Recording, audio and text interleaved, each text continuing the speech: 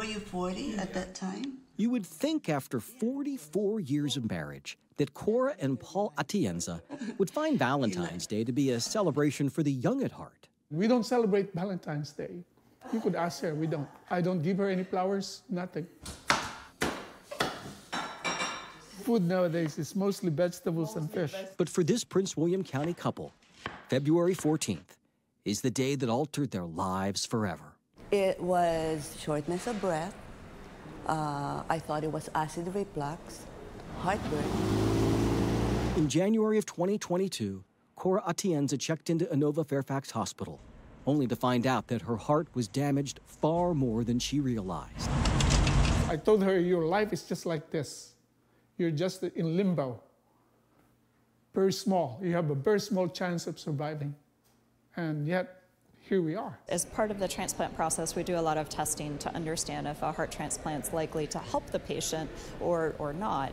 And while we were going through that evaluation process, she actually suffered a cardiac arrest. Her life now in the hands of doctors who revived her, then placed this 66-year-old on a special machine for 8 days to keep her alive until a new heart arrived. There's a lot of science in heart transplant, and then there's a lot of luck and faith too.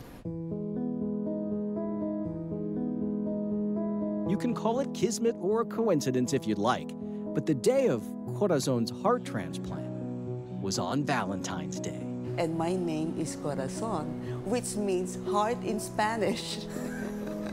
February 14th? Oh, yes. Valentine's Day? Valentine's Day. Isn't that so? Isn't that amazing? Nearly 2 years later, Corazon and Paul returned to Inova's Heart and Vascular Institute for a medical follow-up that ended with rave reviews. There are definitely those patients you see on the schedule and it makes your day, and she's one of them. In fact, Dr. Jamie Kennedy, medical director of the cardiac transplant program, shared with permission an image of Corazon's diseased heart before transplant and an image of her healthy heart post-transplant. I've got a second chance at life. It's like being reborn in a way. That second chance, impossible without experts in Inova and empathy at home. The nurses at the Inova, it's really,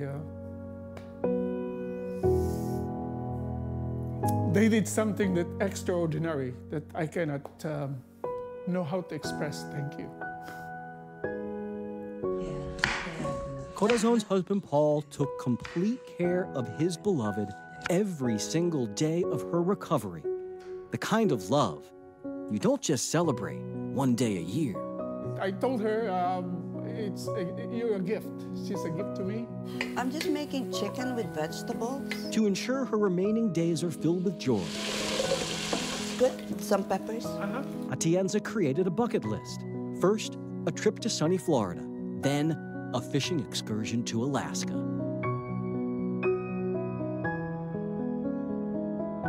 You have to coordinate it with Lito, right? And soon after Valentine's Day, they leave for the Philippines to attend their respective 50th year high school reunions. You see, the Atienzas met when they were only teenagers, now in their mid-60s, in the wake of a love once in limbo. Valentine's Day has transformed into a celebration of life. Valentine's Day is actually Thanksgiving Day for us. Thanksgiving for the miracle, for the blessing from God, from all, the love and support and prayers from our friends and family.